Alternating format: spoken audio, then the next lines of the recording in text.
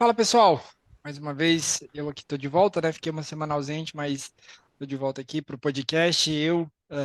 Stefan Podsclan, Laura Rezende e Rodrigo Vassioli aqui para trazer novidades da semana do mercado do boi, soja e milho. A gente conversando um pouquinho aí sobre o que está acontecendo, trazendo algumas informações que a gente tem achado mais relevante para a gente debater aqui durante essa semana.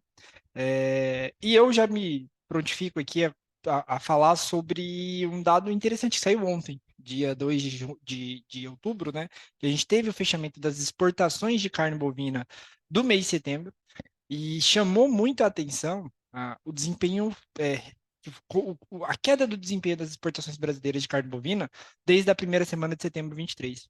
A gente começou a primeira semana de setembro 23 com a maior quantidade de carne bovina exportada em uma semana da história. A média diária de exportação naquele momento bateu quase 15 mil toneladas. Chamou-se muito atenção, né? A gente falou, nossa, realmente, a exportação vai vir muito forte, não tem como. Esse volume exportado chama muito atenção e provavelmente a gente vai ter um recorde histórico para as exportações de carne bovina. Só que a gente aqui costuma até ser mais paciente, né? A gente espera ver, porque a gente sabe que durante o mês o desempenho costuma fraquejar, digamos assim, né? O desempenho das exportações costuma diminuir durante o mês. E aí o que a gente está vendo e consolidou nessa última semana de setembro de 2023 foi justamente esse movimento de arrefecimento, né? De como as exportações foram vindo cada vez mais fracas. E só para dar um ponto aqui, né? A gente teve basicamente o maior volume exportado do ano, com 195 mil toneladas exportadas em setembro de 2023. Só que quando começou o mês, a gente estava falando de uma previsão de 220, 230 mil toneladas, que seria a maior exportação de carne bovina da história. E o que a gente viu aí no final do período, né, nessa última semana, foi a maior exportação do ano, mas ainda assim atrás dos recordes de agosto e setembro do ano passado. Então a exportação veio cada semana mais fraca, uma queda de 40% na segunda semana, e caiu mais 14% na terceira semana, mais 7% na quarta semana. Então, o que a gente chega à conclusão, e mais uma vez ressalta a importância de analise o número da primeira semana, mas vê que provavelmente esse número vai cair de maneira mais intensa aí durante o caminhar do mês, justamente por conta desse padrão histórico de exportação. Mas os números vieram bem mais fracos do que a gente até mesmo imaginava. E isso, mais uma vez, bate aquela tecla de que a gente está num teto, talvez, da exportação. A gente não está conseguindo ultrapassar mais do que 205, 200 mil, 210 mil toneladas. Mesmo com os preços nas mínimas aí dos últimos 24, 36 meses, sabe? A gente está exportando carne bovina a preços relativamente baixos e 30% menores do que a gente via no mesmo período do ano passado, mas ainda assim a gente não está conseguindo exportar muito mais. Tanto é que até a nossa previsão de exportação aqui da Agrifato para esse ano traz uma exportação caindo em torno de 0,5%, 1% em relação ao ano passado, justamente porque esse ponto aí vai ficando cada vez mais claro. O Brasil e as exportações de carne bovina brasileira tá com dificuldade de superar essas 200 mil toneladas, e isso vai ser um grande ponto aí, acho que até para ser trabalhado provavelmente no futuro próximo aí, de liberação de mercados, né? Como o mercado japonês, o mercado sul-coreano, mercados que a gente ainda não tem tanta entrada e que podem fazer sim a gente superar essas 200 mil toneladas, mas a exportação, pelo menos na minha avaliação, tem encontrado um teto aí. E voltando já trazendo a bola para o mercado físico, né? Um outro fator interessante também, só para não entrar ainda nesse mercado físico, mas isso provavelmente tem uma influência grande sobre a precificação, e eu acho que é um bom ponto para a gente ficar atento no médio prazo, é sobre o boi na Austrália. Só para contextualizar, a Austrália é o segundo maior exportador de carne bovina do mundo. E o que a gente está vendo na Austrália nesse momento é que a Austrália tem hoje o menor preço do boi gordo entre os grandes exportadores. A Austrália passou o Brasil e a gente está falando da Austrália com preço de boi gordo de US$ 40 a arroba. E o Brasil hoje, São Paulo, né, que é a nossa referência para exportação, está falando em 44, 43, US$ 45 por arroba. Então, o que chama a atenção é o segundo maior exportador global de carne bovina, que apesar de não concorrer diretamente em grande parte aí dos mercados, por ter uma carne que é valorada como mais nobre, o segundo maior exportador de carne bovina está com um preço de boi gordo de matéria-prima menor que o brasileiro. Eles passaram por uma recuperação de rebanho, estão lidando agora com uma grande oferta para o mercado internacional, tem exportado bem mais para os Estados Unidos do que exportou no ano passado, e está com um custo de matéria-prima menor. Isso levanta a lebre para a gente desse último trimestre do ano. A gente agora, o Brasil, né, está com uma escala ainda curta, o mercado físico ainda é relativamente firme, mas levanta a lebre para essa exportação, que por como ela veio mais fraca do que o previsto, sobre como a gente talvez tenha dificuldade em jogar mais carne no mercado internacional, porque o nosso maior competidor está com uma matéria-prima nesse momento mais barata que a nossa e exportando grandes volumes, sim. E isso levanta a lebre para a gente também sobre recomendações de venda, né? Sobre como tratar o preço como margem e não como maior preço.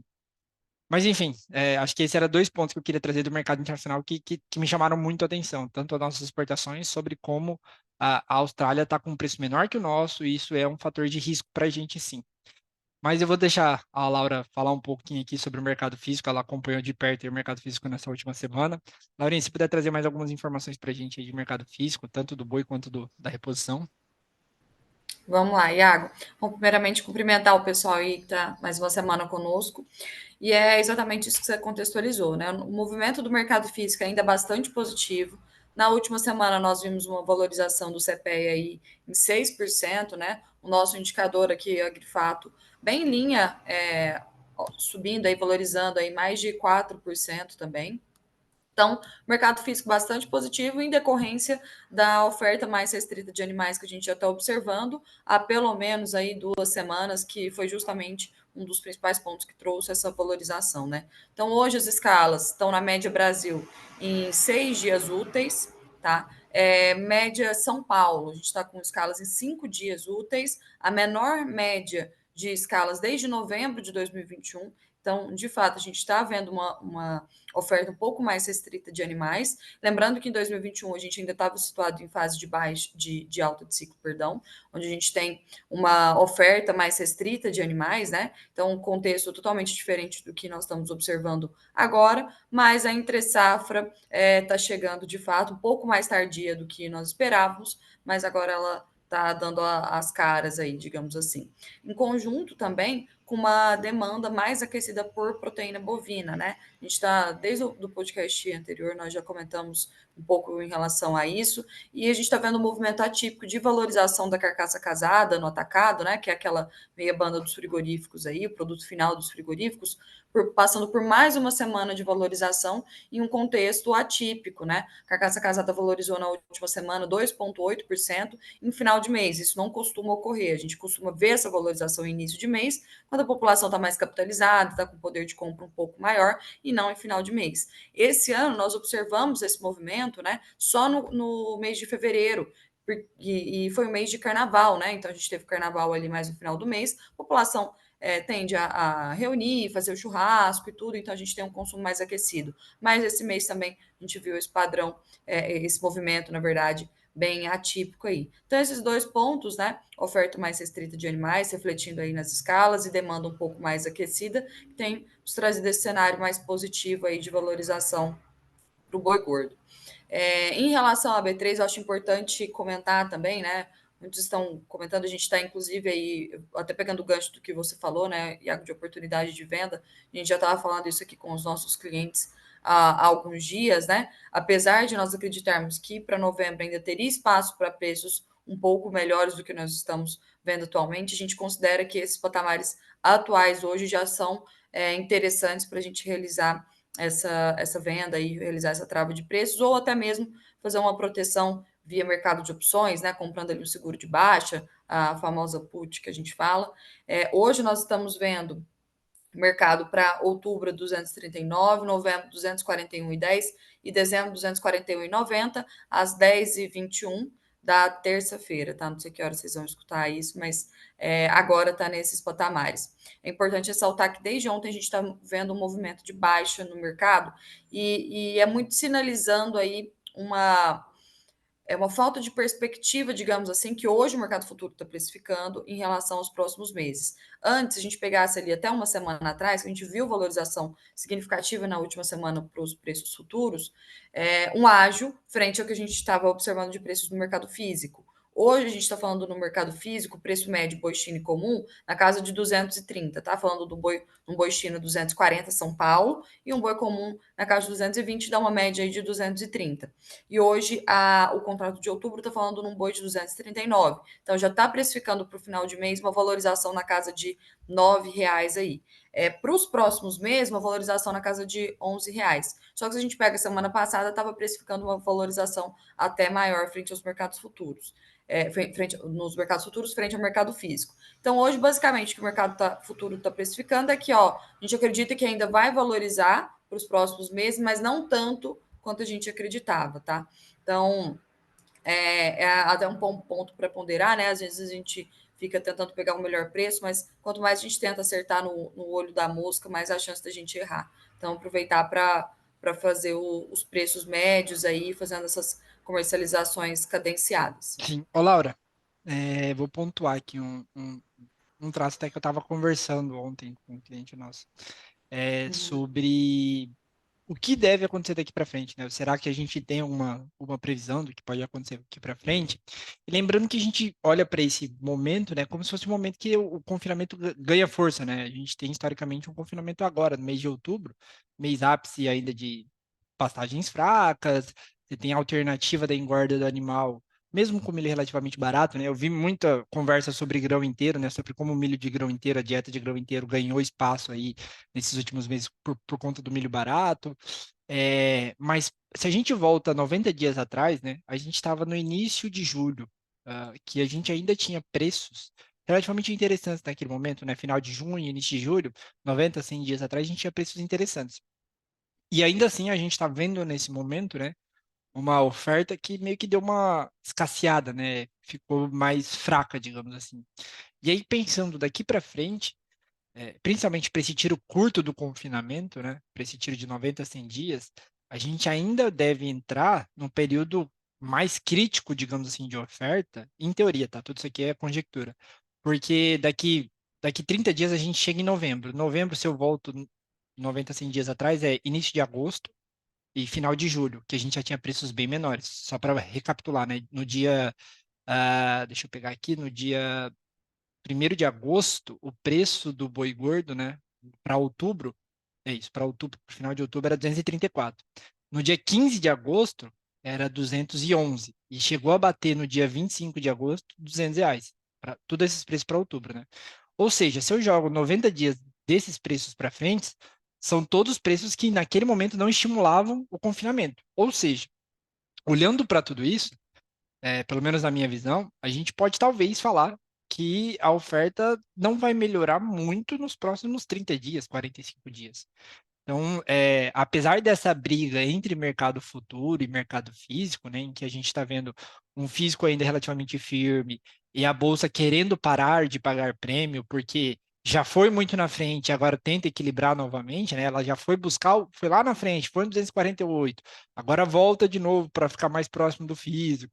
Apesar dessa briga, se a gente for avaliar só do ponto de vista de oferta, e avaliando esses números da primeira quinzena de agosto, da segunda quinzena de agosto, e o reflexo dele daqui sobre 90 dias na frente, 90, 100 dias na frente, é que a oferta não vai melhorar muito, né? A gente até pode ter uma oferta que a gente não está esperando, mas melhorar muito nesse momento acho relativamente difícil, né? Então, acho que é uma conjectura que a gente tem que levar em consideração, que o reflexo desse mês de setembro pode ter sido os preços muito, muito baixos em agosto, julho ou junho, enfim, mas se a gente levar isso em consideração, a situação não melhora para outubro, novembro, justamente porque há 90 dias atrás os preços eram ainda menores, sabe? Então, acho que se a gente for levar isso em consideração, é um ponto a se ficar atento, sabe?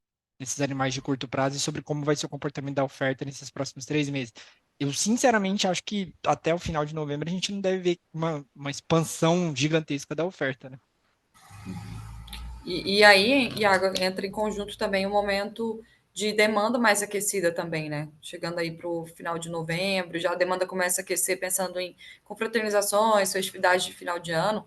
Então, é uma conjuntura pensando em fundamentos positiva para os preços, né? A gente vê preços ainda mais aquecidos do que nós estamos vendo hoje. Claro, né, que até a questão lá do spread entre a carcaça casada e o boi, que nos dá aí um sentimento de como está as margens da indústria, né? Se refere muito a isso também, porque a gente sabe que se os preços do boi subirem muito, também essa margem, ou esse spread, né, começa a apertar, então começa a ficar cada vez mais difícil alavancar preços ainda maiores. Mas eu concordo 100% com o que você falou de um cenário mais positivo, aí, pensando nessa oferta um pouco mais restrita e também essa demanda mais aquecida. E, Laura, um ponto interessante, eu não sei se a gente chegou a comentar, tu fala tudo isso na conjectura de oferta, né? E isso talvez aí para ter fluidez vai ter que ser repassado para o atacado, mas um ponto interessante do que deixou de existir, né, lá que teve muito em setembro, é o spread, né? A margem da indústria sobre o produtor, né? Sobre o produto físico, né? Sobre o produtor não, mas sobre o produto físico, do, enfim, olhando atacado, carcaça do atacado e boi gordo, né? A diferença entre eles. Matéria-prima, né? Isso, a diferença entre os dois da carcaça do atacado e do boi gordo chegou a bater 15, 16% lá durante o mês de setembro. E essa margem absurda, que chamava muito a atenção, foi reduzida muito nesses últimos dias. Então, em algum lado, essa conta vai ter que começar a melhorar de novo. Ou seja, a carcaça vai ter que subir, o preço da carcaça teria que subir para dar espaço para o boi gordo andar, ou então a indústria vai começar a ter uma margem um pouco pior, né? Um spread um pouco pior. Que é normal, não é fora do padrão, mas isso normalmente costuma travar andamento de preço. Mas acho que é um ponto interessante, um contraponto para essa oferta que não deve melhorar muito, é que o spread, né, entre a carcaça e o boi gordo, a margem da indústria, começou a se esvair, né? Já está num nível ali que já é considerado ok, não está ruim, mas que já chama a atenção de que trava possíveis melhoras do boi gordo. Exatamente. E até foi um ponto que a gente falou no fato, eu até gravei um vídeo lá para o Instagram na semana anterior que o boi começou a subir, falando justamente sobre isso, né? Que o quanto esse spread aí interfere na precificação do boi. Naquele contexto lá que eu gravei o vídeo, inclusive o pessoal que está nos ouvindo, a gente grava vídeos semanais aqui, tanto de grãos quanto de pecuária. Postamos lá no nosso canal do Instagram. Depois, quem ainda não segue, segue a gente lá para acompanhar esses vídeos aí. É muita informação interessante e atualizada do mercado, mas nesse vídeo em específico eu falei justamente isso, o quanto o spread estava positivo, né? E que em momentos em que a gente via esse spread muito positivo, o preço do boi ou tendia pelo menos a melhorar, começar a subir, ou pelo menos parar de cair. E o contrário também é verdadeiro, né? Então, quando esse spread começa a ir para um rumo mais negativo, o preço do boi tende a começar a cair ou pelo menos parar de subir. Sim, Então, vale esse ponto de atenção aí mesmo, Iago. sim, sim. Mas é isso. Acho que da parte de bovino a gente trouxe bastante coisa aí. Um ponto que tem chamado a atenção é que alguém voltou a subir, mas eu vou deixar para o Stefan e para o Rodrigo falar sobre ele aí, porque esse douradinho aí tá complicado. Vai lá, Stefan. Vamos lá, Tibian, temos aí, bom dia, boa tarde, boa noite para todo mundo, mas a gente vem aí com praticamente os últimos 10 dias, o milho engatou uma alta bem intensa, né? Subiu aí R$ 3,70 aproximadamente, desde ali do patamar próximo do seu fundo ali, meados do dia 20 de setembro, acumula uma alta de quase 7%, desse sinal aí, que foi ali perto da casa dos 54,20, 54,30, um patamar que ele estava estabilizado, e agora rumando aí 58, buscando R$ 60 a saca, e deve atingir isso ainda essa semana, com algum sinal aí de facilidade. O principal motivador é a exportação. A gente tem uma conjuntura doméstica e internacional que favorece essa alta, essa, essa elevação de preço que o mercado vem sustentando e provavelmente vai aguentar isso por mais algum período, né? O dólar deu um combustível muito forte para esse avanço do milho, embora para a soja não tenha surtido tanto efeito, mas o milho brasileiro ele está barato e no momento nós somos o único fornecedor internacional. Estados Unidos está colhendo, está em plena safra, mas está com frete caro, está com baixa competitividade em relação ao Brasil. Ucrânia está tendo algumas movimentações de carga. China, uma informação que a China comprou algumas cargas de milho ucraniano lá na região do Mar Negro, mas é algo pontual que também não tem mexido aí com o mercado e para ser uma sinalização muito positiva de que a Ucrânia voltou definitivamente para o mercado internacional como fornecedor. e, por enquanto, o milho brasileiro é o demandado. Se a gente olhar nosso programa de exportações, fechamos setembro com recorde, né, o segundo recorde consecutivo aí da história. Depois de agosto desse ano, foram mais de 8,7 milhões de toneladas que a gente fechou. O line-up aponta para o mês de outubro cheio também, com 8 milhões e meio de toneladas. E a gente tem aí uma movimentação de mercado doméstico que foi positiva, aí, elevações de 1, 2, até R$ 3 a saca em algumas praças. Ainda tem espaço para subir mais um pouco, dada essa conjuntura de exportação. Hoje, preço no porto aí na casa de R$ 64, R$ 65 a saca.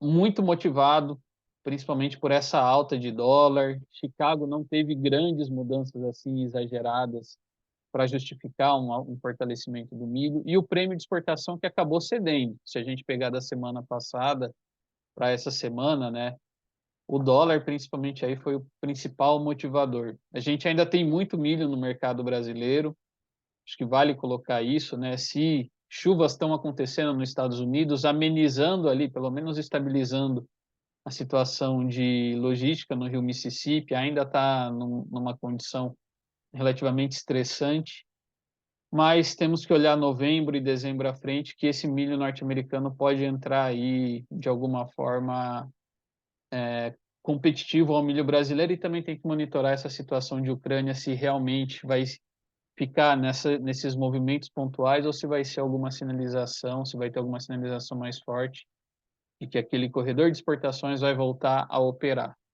Então, no momento, o milho segue sim com uma tendência aí, com um patamar mais forte, né, com essa recuperação registrada,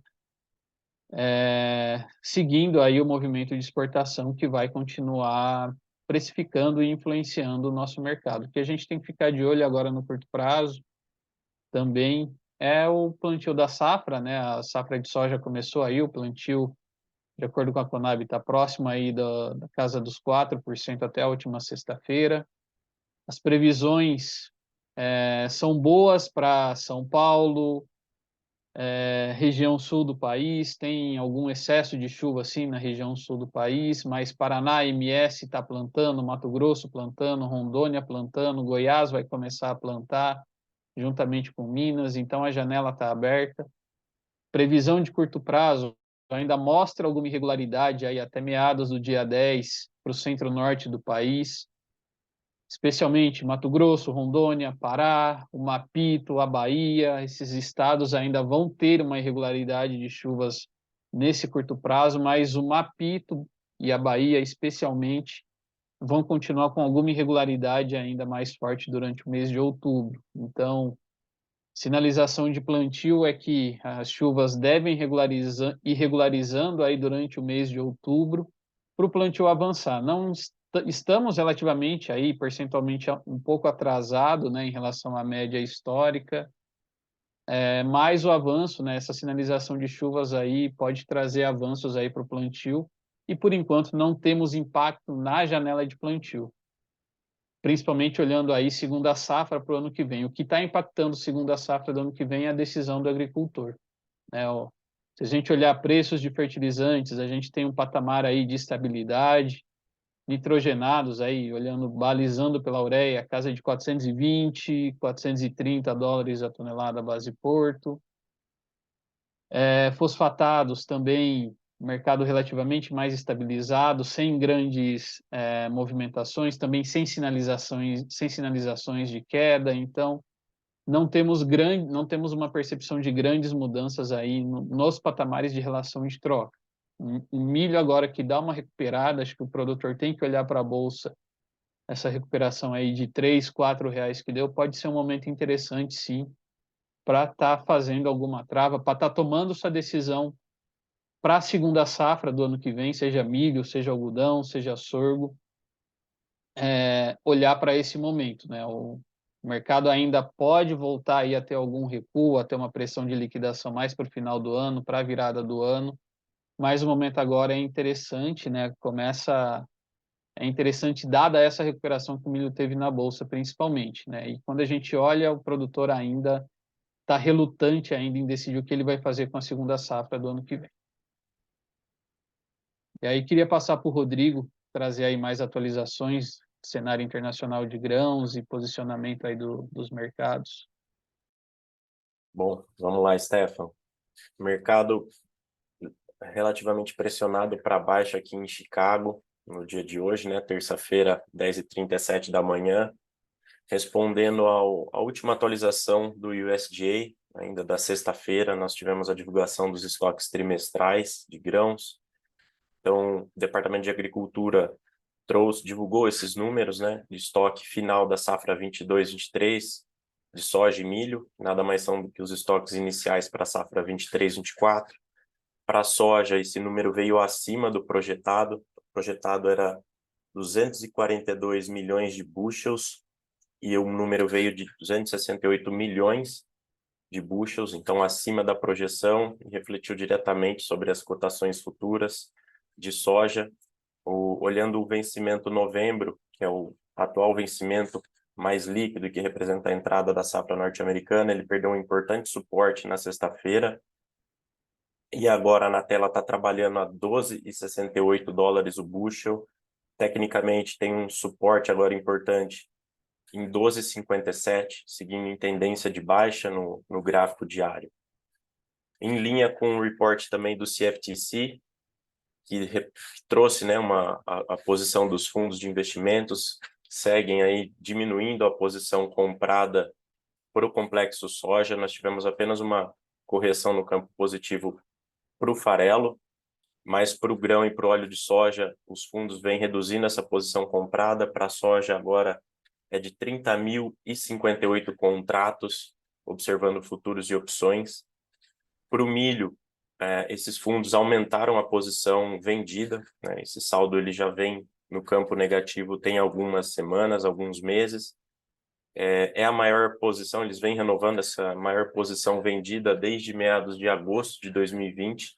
Então, atualmente é uma posição líquida vendida de 168.606 contratos, também observando futuros e opções. O contrato mais líquido atualmente é o dezembro para o milho, na tela agora a 4,88 dólares o bushel. No dia de ontem ele apresentou uma expressiva recuperação, recuperando toda a queda também da sexta-feira, apesar do USDA, diferentemente da soja, né, ele trazer uma expectativa de estoques iniciais para 23, 24 abaixo da projeção, né, a projeção era de 1,429 bilhão de bushels e o número divulgado foi de 1,361 bilhão, né?